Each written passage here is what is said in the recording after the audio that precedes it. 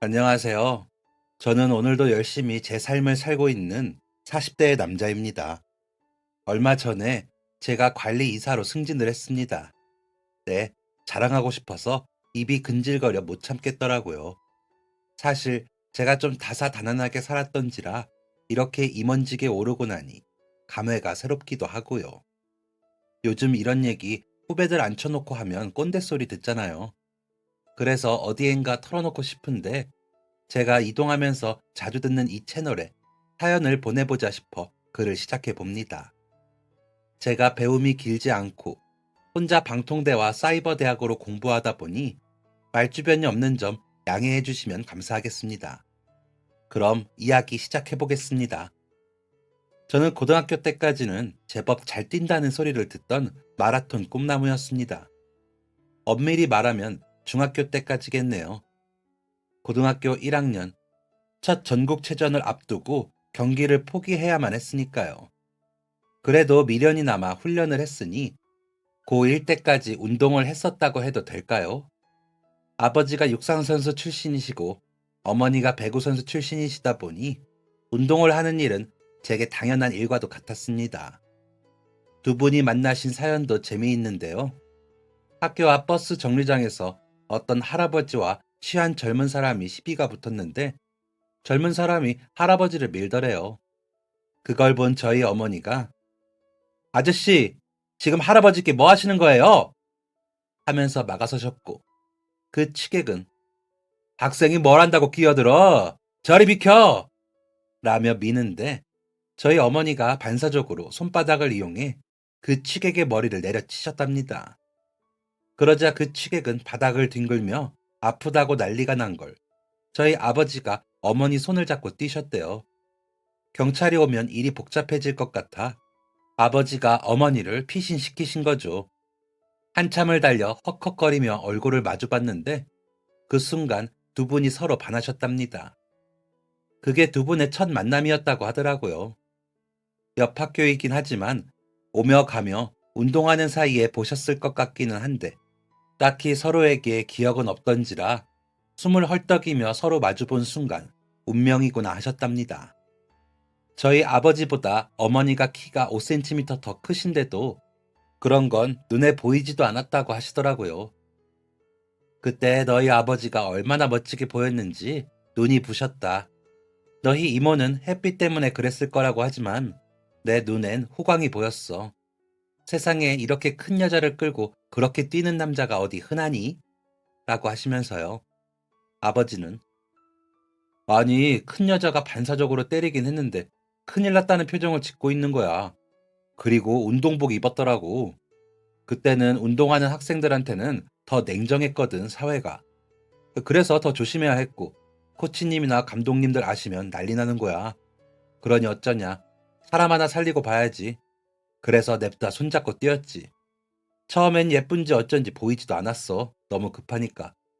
그런데 한참 달리고 나서 보니까 예쁘더라. 그래서 내가 잘 잡고 뛰었다 싶었지. 여자는 우러러보는 거라고 평생을 올려다보면서 모시고 살잖아. 라며 웃으시고요. 두 분은 그날부터 몰래몰래 만나며 불타는 연애를 시작하셨답니다. 그래봐야 고등학생들의 연애가 뭐 얼마나 대단했을까 싶지만 나름 심각하셨대요. 부모님한테 들키고 코치님께 들켜서 헤어지겠다는 각서를 받을 정도로요. 특히나 팀 운동을 하던 어머니는 그 압박이 대단했다 하시더라고요. 그런데도 나 현준이랑 헤어지라 그러면 운동도 안 하고 아무것도 안 할 거예요. 헤어지라고 그러면 나 아무것도 안 해. 라면서 고집을 부리셨답니다. 그 덩치로 떼굴떼굴 구르셨대요. 그런 어머니를 지켜야 한다는 생각에 아버지는 운동 그만두고 일 배워서 선영이 뒷바라지하면 되잖아요. 어차피 나 성적도 안 좋은데 운동 그만두고 졸업해서 일 배울게요. 라며 큰 소리를 치셨고요. 18살의 패기로 뭔들 못할까 싶었다는데 다시 돌아간다고 해도 그 선택을 하실 거라고 하시는 두 분의 열렬한 사랑의 결실이 저입니다. 아버지는 장담하신 대로 운동을 그만두고 고등학교를 졸업하시고 할아버지가 하시던 실공장에서 일을 시작하셨답니다. 실 뽑는 일부터 거래처에 가 판매하고 수금하는 방법을 할아버지 따라다니며 배우셨고, 받은 월급으로 실업팀에 입단한 어머니 몸에 좋다는 각종 보약이며 약초들을 사서 나르셨답니다.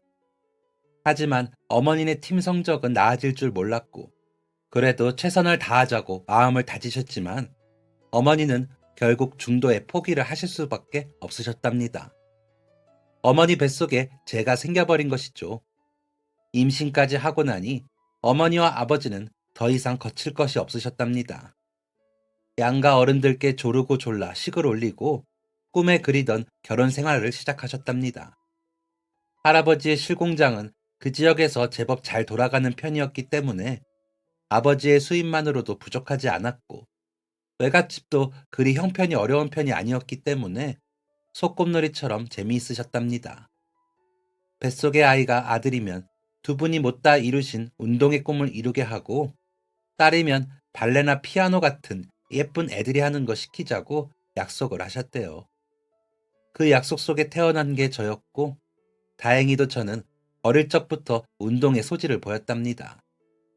무슨 운동을 시키던지 척척 잘했는데, 안타깝게도 제 키가 작아 구기 종목은 빠르게 포기하시고 육상으로 돌리셨대요. 때마침 황영주 선수의 금메달 획득 이후로 마라톤 붐이 일던 시기인지라 저는 마라톤을 시작하게 되었습니다. 아시다시피 마라톤이 재능이 있다고만 되는 운동이 아니잖아요. 끈기와 노력이 없으면 절대 견딜 수 없는 종목이기에 저는 악으로 깡으로 버티며 눈이 오나 비가 오나 훈련을 견뎌내며 열심히 했습니다. 그러다 체중에 들어가고 체고까지 들어가게 되면서 저의 앞날은 운동에 관련된 일이라는 사실에 변함이 없기도 했습니다. 하지만 운명이라는 놈은 참 잔인하더라고요. 아버지가 할아버지와 함께 운영하던 공장은 IMF의 타격을 받아 한순간에 폐업을 하게 되었습니다. 가정 형편이 어려워지고 나니 저는 지원을 받지 못했고, 그러다 보니 성적도 안 좋아지더군요.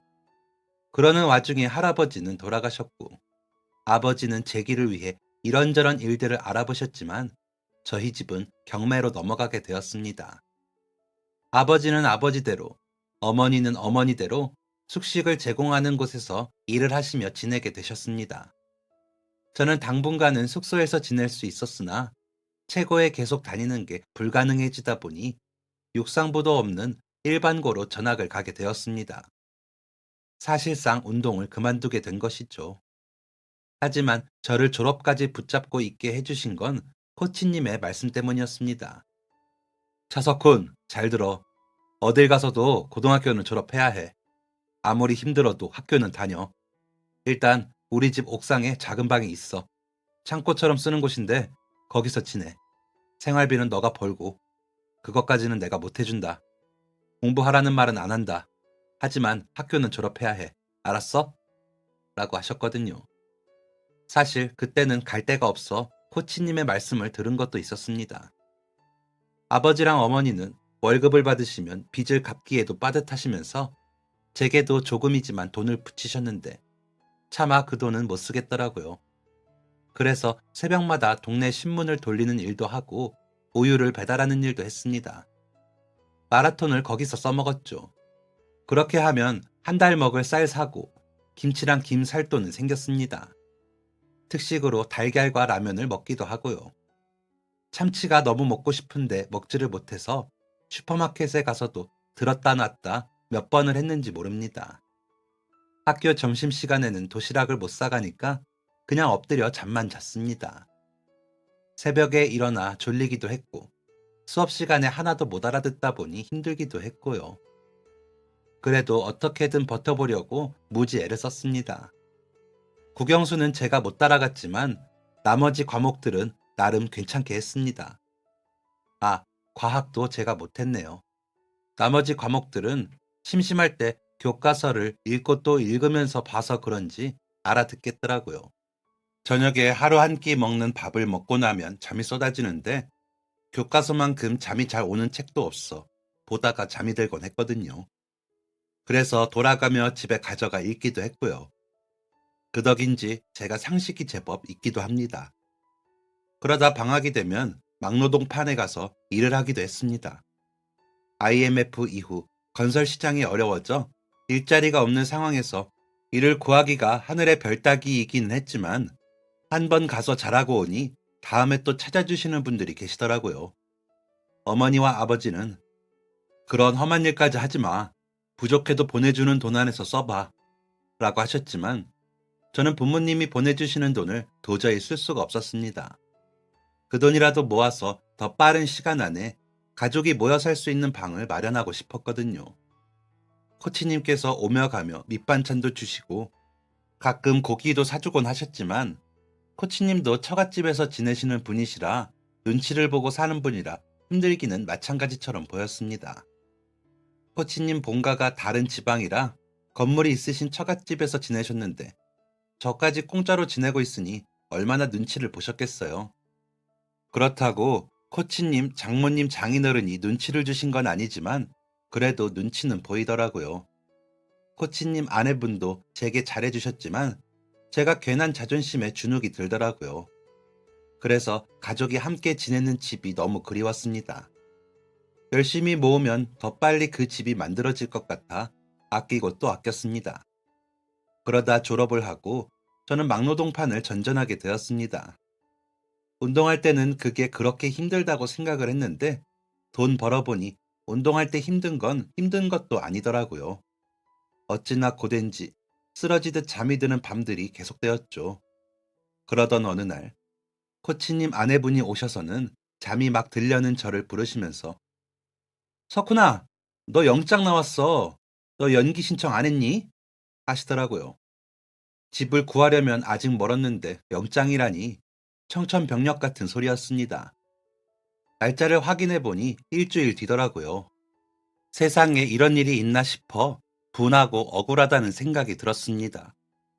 부모님께 연락해 군대 간다고 말씀드렸더니 두 분 다 우시더라고요. 그러면서 훈련소 앞에 못 가줄 것 같은데 어떻게 하지? 시간을 최대한 내볼 테니까 기다려봐. 라고는 하셨지만 결국 훈련소 앞에는 저 혼자 서 있게 되었습니다. 그럴 것 같아 어머니 계신 곳으로 가서 그동안 모은 돈이 들어있는 통장을 드리면서 엄마가 맡아줘요. 내가 모았어. 하고 드렸더니 또 우시더라고요. 그 중에 일부는 빼서 코치님과 코치님 가족분들 선물을 사고 그간 정말 감사했습니다. 오고 갈 데 없는 저를 이렇게 받아주시고 방세도 안 받으신 덕분에 제가 살았습니다. 감사합니다. 라고 말씀을 드렸더니 비워놓을 테니 휴가 나오면 와서 쉬다가 가. 그래야 우리도 마음이 편해. 이런 건 안 사도 되는데 뭐하러 샀어? 라며 인사를 해주신 코치님께 엎드려 절을 올리고 간 훈련소 앞이라 그런지 눈물도 안 나더라고요. 그냥 앞날이 깜깜했습니다. 군대에 가 있는 동안 흘러갈 그 시간들이 너무 아깝게 느껴졌습니다. 하지만 병역의 의무는 피하고 싶다고 피하지는 게 아니라는 걸 알기에 받아들이는 수밖에 없겠더라고요.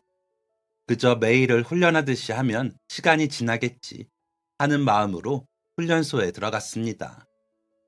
다른 훈련병들의 가족들이 배웅하는 모습을 보며 우리 어머니랑 아버지도 저런 마음이겠지 하는 생각으로 씩씩하게 입소했습니다. 훈련소의 생활은 정말 힘들었습니다. 어릴 적부터 운동을 하고 막노동을 그렇게 한 저였는데도 너무 괴로워서 울고 싶을 때가 있을 정도였으니까요. 동기들과 으쌰으쌰하며 버티며 간간히 웃는 날도 있었지만 괴로움이 아주 사라지진 않았습니다. 진짜 전쟁이 나면 큰일이다 싶었으니까요. 하지만 훈련소는 정말 맛보기더군요. 자대 배치를 받고는 본격적인 고통은 시작됐습니다.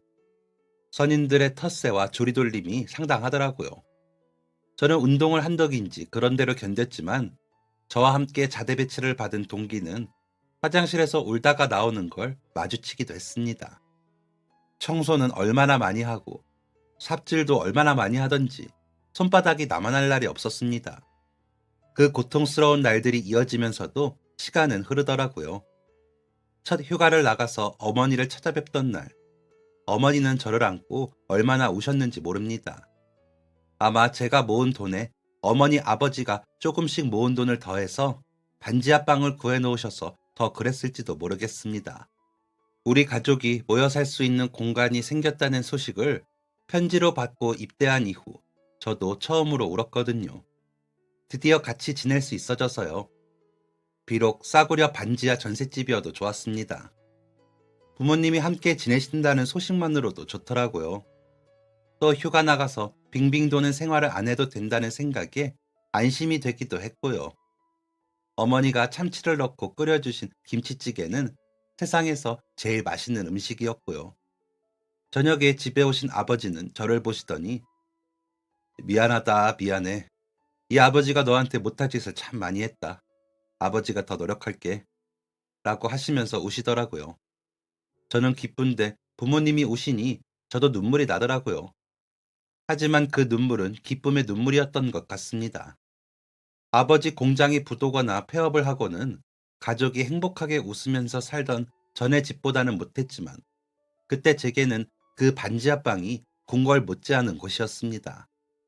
가족이 모여 살길 얼마나 바랐는데 이루어진 곳이었으니까요. 그렇게 꿈같은 휴가를 보내고 자대로 돌아가려니 어찌나 발이 안 떨어지던지 하루만 더 있었으면 좋겠다는 생각이 절로 들 정도였습니다. 그때는 정말 그 생각뿐이었던 것 같습니다. 젊고 가난한 군인 남자가 할 수 있는 인생 최대 고민이었던 것 같기도 하고요. 부대에 돌아가면 닥칠 여러 일들이 눈앞에 스치면서 정말 가기 싫더라고요. 하지만 피한다고 될 일이 아니라는 것도 알았기 때문에 울며 겨자 먹기로 복귀를 했습니다. 그리고는 어머니와 아버지가 면회를 한 번인가 오셨던 것 같습니다. 하필이면 외박이 안 될 때 오셔서 4시간 정도만 보고 가셨는데 그때의 아쉬움이란 이루 말할 수 없었습니다. 시간은 정말 흐르지 않고 기어가는 듯 하면서 돌아보면 흘러있더라고요. 그렇게 꼴보기 싫던 선임들도 제대를 하고 제 밑으로 후임들이 생기더니 상병 진급 휴가를 가는 날이 오더라고요. 며칠 전부터 워커를 닦고 또 닦고 군복을 다리고 난리법석을 부리며 휴가 준비에 매진했습니다. 후임들이 돕겠다고 나섰지만 선임들 덕에 결심한 게 있었기에 저 혼자 다 하면서 너희도 나중에 후임들 부려먹지 마. 시간 가면 진급하는 군대 계급인데 그게 뭐 대수라고 유세냐? 우리 그러지 말자. 라고 하면서 후임들을 부리지 않았습니다. 그렇게 해야 제 마음이 편할 것 같더라고요. 열심히 준비한 만큼 휴가 나가는 길이 설레었습니다. 남들처럼 애인이 기다리는 것도 아니었는데 부모님 계시는 집에서 쉴 수 있다는 사실만으로도 설레고 기분이 좋고 하더라고요. 부대 앞 터미널에 가 버스를 타고 가면서는 잠도 안 올 만큼 좋았습니다. 졸지도 않고 고향 터미널에 도착했을 때는 절로 콧노래가 났습니다.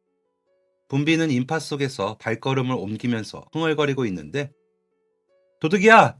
저놈 잡아라! 도와주세요! 하는 소리가 바로 제 앞쪽에서 들리더라고요. 보니까 한 남자가 빠르게 도망치고 있더군요. 저는 본능적으로 그 남자의 뒤를 따라 뛰기 시작했습니다. 남자는 빨랐습니다. 하지만 어느 정도 뛰니 체력에 한계가 오는지 속도가 늦춰지더라고요. 저는 그 뒤를 꾸준한 속도로 쫓고 있었고요. 오랜만에 뛰려니 숨이 가빠지긴 했지만 숨고르기를 해가며 뛰었습니다. 나쁜 놈은 잡아야 하니까요. 뛰고 또 뛰었습니다. 범인도 운동을 좀 했는지 처지는 것 같다가도 다시 힘을 내며 뛰더라고요. 하지만 제가 꾸준한 속도로 따라잡자 결국 멈추더니 그만, 우리 그만 뛰어요. 라며 멈추더라고요. 한 15분 정도 뛰었던 것 같은데 온몸이 땀으로 뒤범벅이 되었습니다. 그래서 달려가 범인을 잡는 순간 제 눈을 의심했습니다. 중학교 시절 함께 운동하던 친구더라고요. 저는 장거리고 그 친구는 단거리라 같이 훈련도 하고 대회도 나가 친분이 있는 아이였는데 범인으로 잡혔다는 게 믿기지 않았습니다. 제가 너가 왜? 라며 추궁을 하고 있는데 경찰이 오셔서 그 아이를 잡아 꼬로 앉히시더군요. 뒤늦게 경찰과 오신 할머니는 제 손에 든 가방 속의 돈을 확인하시더니 돈은 그대로 있네. 어머, 총각 고마워요. 이 군인 총각 아니었으면 진짜 큰일 날 뻔했어. 이게 오늘 잠금 치를 돈인데 저 나쁜 놈이 훔쳐가서 아주 큰일 날 뻔했어. 라며 제게 고맙다 하시더라고요. 할머니께 별거 아닙니다 하면서 말하는 제 목소리는 떨리고 있었습니다. 그런 제가 이상했는지 경찰분은 괜찮으세요? 힘드세요? 어디 아프세요? 하고 물으시는데 저는 고개를 저으며 울었습니다. 그 친구는 저보다 먼저 가정 형편이 안 좋다고 하고 육상을 그만둔 친구였거든요. 할아버지와 살던 친구가 소매치기까지 할 정도로 형편이 안 좋아졌나 싶어 마음이 아프더라고요. 예체능을 해본 사람들은 아마 제 마음이 어떤 마음이었는지 아실 겁니다.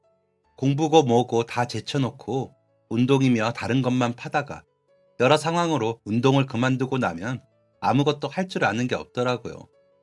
그런 현실을 깨닫고 났을 때 그 막막함이 얼마나 큰 고통인지 정말 말도 못하거든요. 그런데 어떻게든 운동으로 성적 좋게 내서 성공에 돈 벌겠다던 그 친구가 어쩌다 소매치기가 되어 쫓기게 된 건지 알 것 같아 눈물이 나더라고요. 그 아이도 제게 부끄러웠는지 고개를 숙이고 들지도 못하고 울더라고요. 그런 그 친구의 손을 잡아주는 수밖에 없더라고요. 우는 저를 보시고 할머니도 놀라셨는지 저를 데리고 근처의 국밥집으로 데리고 가시더라고요. 그러더니 총각, 그 범인이랑 아는 사이야? 서로 손을 잡고 울고 있어서 그래. 라며 물으시는데 저는 고해성사하는 마음으로 제가 아는 선에서 그 아이의 형편에 대해 말씀을 드렸습니다. 그리고는 제 이야기를 했습니다. 운동밖에 모르던 애들이 갈 데가 그리 많지 않더라고요.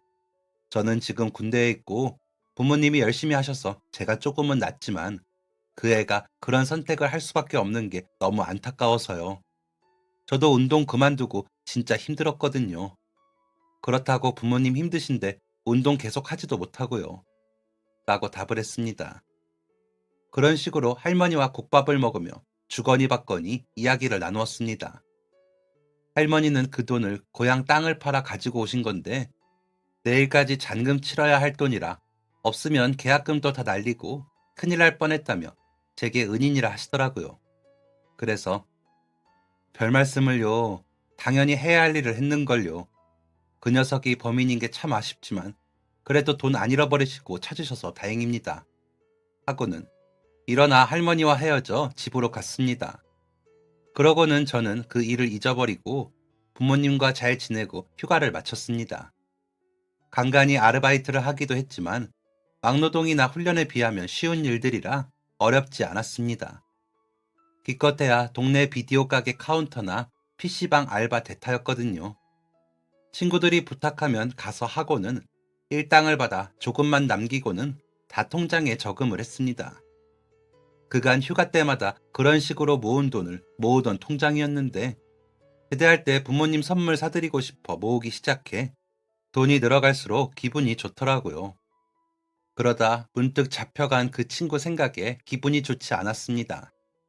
살펴보면 성실히 할 수 있는 방법이 충분했을 텐데 왜 그런 나쁜 선택을 했는지 안타까웠습니다. 다시 기회가 주어진다면 더 나은 선택을 하길 바랐습니다. 그리고는 별일 없이 휴가를 마치고 부대에 복귀를 했는데 소대장님부터 대대장님까지 모여 저를 앞에 두고 박수를 치시며 대단해. 소매치기를 추격 끝에 잡았다며? 그런 훌륭한 일을 하고도 내색 없이 그냥 복귀하다니 굉장히 훌륭해. 라고 칭찬을 해주시더군요. 칭찬해 주시니 또 괜히 우쭐한 마음이 들었지만 잡힌 범인이 한때나마 가까이 지내던 친구였기에 마냥 웃지만도 못하겠더라고요. 그런 제 모습을 본 대대장님은 겸손하기까지 하다니 아주 바람직한 장병이구만 이라며 더 격려를 해주셨고 포상 휴가와 사단장님의 표창을 받게 되었습니다. 그 자리에 있었다면 누구라도 할 수 있었던 일이기에 이런 특혜들이 너무 쑥스럽고 부끄러웠지만 한 번 더 휴가를 나갈 수 있다는 생각에 기분이 좋아지더라고요. 제가 포상 휴가를 나가자 어머니는 그러다 다치기라도 하면 어쩌려고 거길 쫓아가. 큰일 나려고. 다음번에는 절대 그러지 마. 라며 화를 내셨습니다. 그런 어머니를 보시던 아버지는 웃으시더니 우리 석훈이가 누굴 닮아 저러겠어. 당신 나 어떻게 만났는지 기억 안 나? 모전 자전입니다. 라고 놀리시더라고요. 작은 선행으로 받은 상들이 너무 크다 보니 마음의 갈등이 더 커지더라고요. 제가 한 일이 뭐라고 여기저기 일어나 싶어서요. 작은 일들이 점점 불어나서 지나친 영웅담으로 번져 있는 것 같더라고요. 그래서 얼른 마음에서 지우고 자만한 마음이 생기지는 않았나 살폈습니다. 아무래도 그런 걸로 붕 떠 있기에는 제 현실 문제가 더 우선이기도 했고요. 군대에서 만난 동기들과 후임들을 보니 대학에 다니는 친구들은 복학도 하고 군대에 장기 복무를 신청하기도 하면서 미래에 대한 계획을 세우는데 저는 그런 게 없었거든요. 그저 매일을 닥치는 대로 열심히만 살 뿐이었던 겁니다. 그렇다고 계속 막노동을 전전하고 아르바이트만 하면서 살 수만은 없는 노릇이기도 했고요. 아버지는 아버지 하는 일을 같이 하자 하셨지만 그 일이 정확히 무슨 일인지 몰라 막연하기도 했습니다. 미래에 대한 대비를 시작하려면 아직 시간이 있다고 생각을 하면서도 마음이 조급해지기도 했고요. 그래서 읽지도 않던 자기 개발 서적들을 찾아 읽고 제가 어떤 방향으로 나아가면 좋을지 찾으려고 노력을 했습니다. 하지만 어느 것 하나 분명하지 않으니 불안감은 높아지고 걱정도 커졌습니다. 그런 제 마음을 아버지는 아셨는지 제게 석훈아, 너무 전전긍긍 하지 마. 지금은 이 아버지가 가장 노릇을 못해 너까지 고생시켰지만 아버지 곧 다시 재개할 거야. 엄마도 아빠도 노력하고 있으니까 조금만 참아. 아버지가 잘 해내서 너 일자리까지 다 해결해 볼게. 괜히 마음 졸이지 말고 라며 위로해 주셨습니다. 그렇게 말씀이라도 해주시니 마음이 좀 나아지긴 하더라고요. 그렇다고 당장 제 생활이 달라지지 않았기에 그저 웃음으로 답할 뿐이었습니다. 돌아온 부대에서는 또다시 무의미하면서도 유의미한 요상한 시간이 흐르더군요. 갈 길을 명확히 정해놓고 앞으로 나아가는 전우들을 바라보며 일종의 부러움까지 느껴질 정도였습니다. 그렇다고 내가 게으름을 피우고 있는 것도 아닌데 나만 도태되는 것 같은 느낌은 그다지 좋지 않았습니다. 그래서 더 많이 탐구하고 더 많이 고민했습니다. 그러면서 여러 가능성을 염두에 두고 고민도 하고 진로도 정해 자격증 시험 공부도 몇 가지 해보았습니다. 그러다 보니 말년 휴가더군요. 막상 군 생활이 마무리 단계에 들어서니 그때가 좋았던 거더라고요. 힘들고 피곤했지만 근심 걱정은 없던 시절이었으니까요. 하라는 대로 하기만 하면 다 되는 곳이 군대이기도 하고요. 그런데 앞으로의 나의 미래에는 내가 주체적으로 꾸려 나가야 하다 보니 갑갑한 부분이 있더라고요. 배움은 짧은데 이리저리 머리를 쓰다 보니 골치가 아팠습니다. 그래도 마지막 휴가라는 생각에 전보다 친구들도 만나고 술도 한잔 했습니다. 제대하면 한동안은 그런 시간들을 못 가질 수도 있을 것 같아서요. 그렇다고 아르바이트를 하지 않은 것도 아니었습니다. 여전히 대타 알바 자리는 나오고 있었기에 술값 정도는 벌어서 나가 놀고는 했습니다. 그리고는 정 안 되면 뭐냐 어선이라도 타 일단 돈을 벌고 그 돈으로 야시장에 가 장사를 배워볼까 하는 막연한 생각만 가지고 있었습니다. 제대 후에 제대로 알아보기로 하고요. 그런 생각들로 머리가 복잡하다 보니 마지막 부대 복귀를 하는 제 표정도 좋지 않았을 겁니다. 그런 저를 보신 원사님께서 너는 성실하고 올바른 마음이 있으니 뭘 하든지 잘할 거야. 그러니까 걱정 말고 군대에서 했던 만큼만 성실히 살아. 라고 하시더군요. 마침내 저녁일은 찾아왔고 저는 제대를 했습니다. 후임들은 저녁모를 크게 만들어주며 제 제대를 기뻐해 주었습니다. 저도 일반인으로 돌아가는 게 기뻤습니다. 그렇게 웃으며 부대를 나서는데 한 중년의 남자분이 서 계시기에 누군가의 아버님인 줄 알고 옆으로 피해 걸으려는데 저기 차석훈 병장 맞나요? 하시더군요. 놀라서 맞습니다. 무슨 일이십니까? 하고 물으니 웃으시면서 이제야 만나네요. 반가워요. 나 임혜성입니다. 혹시 상병 때 소매치기 잡은 거 기억나요? 하시더군요. 그래서 네, 안녕하십니까? 여긴 어쩐 일로 오셨습니까? 하고 물어보니 웃으시면서 일단 차에 타요. 내가 차병장 전역을 알아내느라 진땀 뺐어. 하시는 겁니다. 그래서 일단 차에 오르니 남자분도 운전석에 올라타 시동을 거셨습니다. 그러더니 출발하시더군요. 내가 실은 우리 지역 상인회 회장이야. 그래서 차병장 일을 여기저기 알리고 부대에 전화도 하고 지역 신문에 제보도 하고 해서 기사도 났는데 봤어요? 하시더군요. 아, 감사합니다. 부대에서는 표창도 받고 포상 휴가도 받았습니다. 지역 신문은 제가 몰랐습니다. 죄송합니다. 라고 대답을 했습니다. 그러자 남자분은 웃으시더니 우리 어머니랑 나랑 시골 땅 팔아 이 지역에 자리 잡느라 엄청 고생했거든요. 그때 그 돈이 마지막으로 남은 고향 땅 판 돈인데 그 돈으로 우리 어머니가 장학재단에 돈 주시기로 한 거였거든. 고아원에 보낼 돈이라 우리가 날짜 못 맞추면 애들이 계획한 걸 못하는 거였거든. 덕분에 다 잘 해결이 났어요. 어머니가 너무 좋아하셨어. 지금도 감사해 하세요. 라며 웃으시더라고요.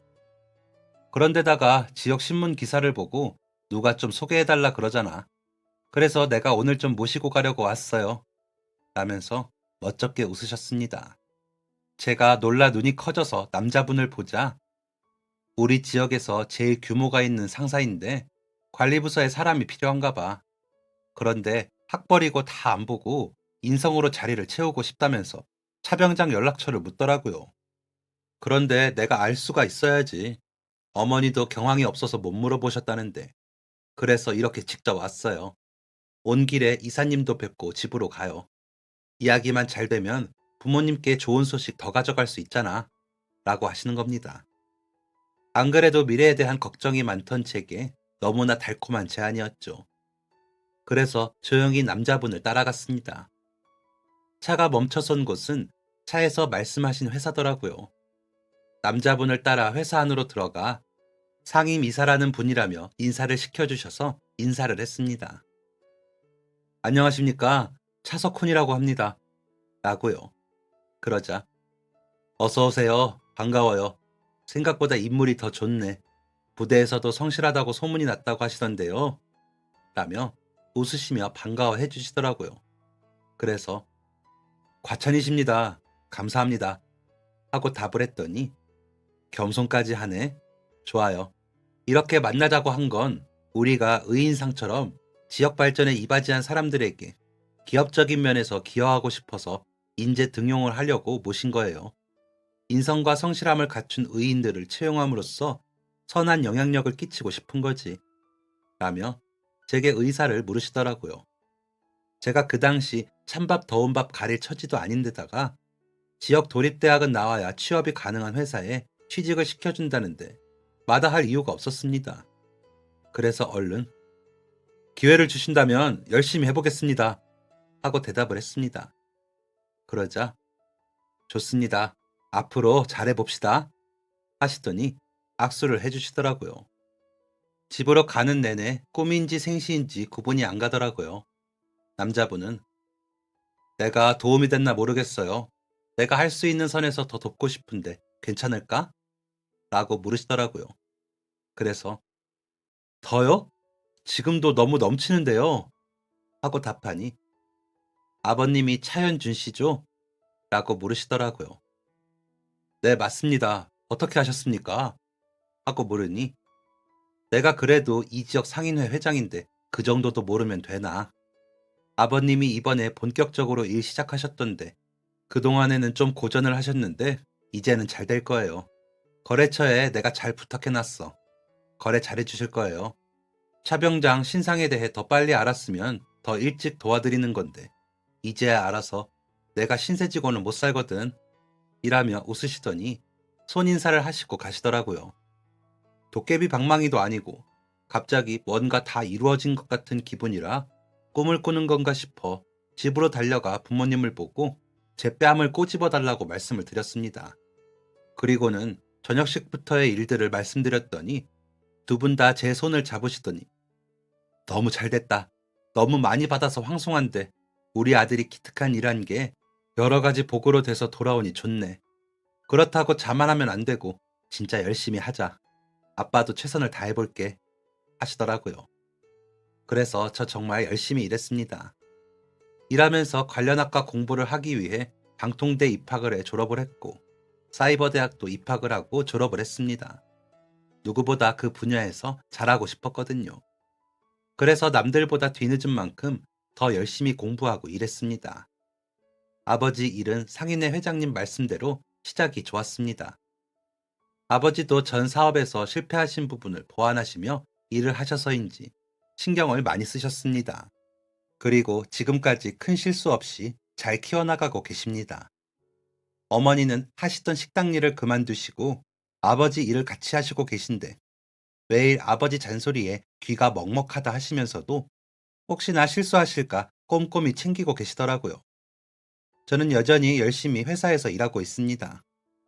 그 덕에 제일 처음 말씀드렸던 것처럼 관리 이사가 되었고요.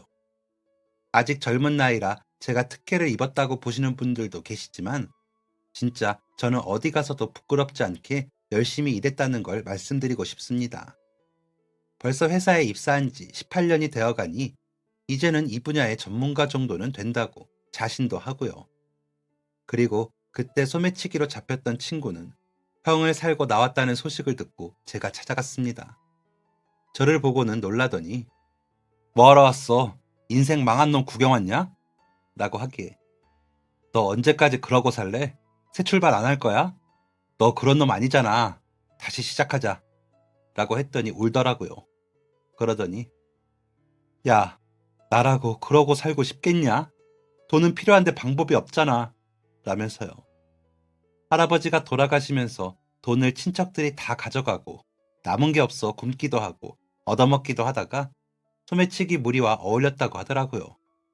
그런데 이제는 자기도 벗어나고 싶다고 하기에 그럼 먼저 해야 할 게 있지. 그때 그 할머니께 가서 사과해. 그럼 내가 일자리 알아봐 줄게. 라고 했습니다. 그러자 한 번에 알겠다 하더군요. 그래서 같이 가서 사과를 하고 용서를 구했습니다. 그랬더니 할머니께서 젊은 사람이 어쩌려고 그랬어? 다시는 그러지 마. 라며 용서를 해주시더라고요. 그리고는 아버지께 자리 하나를 부탁드려 친구가 일을 할 수 있도록 해주었습니다. 친구는 약속대로 열심히 일을 배웠고 지금은 어엿한 지부장님이 되었습니다. 아버지는 그 친구를 보시면서 어디서 저런 알짜배기를 데려왔어? 내가 우리 아들 큰 회사에 뺏기고 속상했는데 아주 훌륭한 사람을 소개했어. 라며 웃으십니다. 친구는 저를 볼 때마다 아이고 우리 은희님 오셨습니까? 라며 장난을 치는데 그 친구와 다시 웃으며 마주볼 수 있어 너무 감사하게 생각합니다.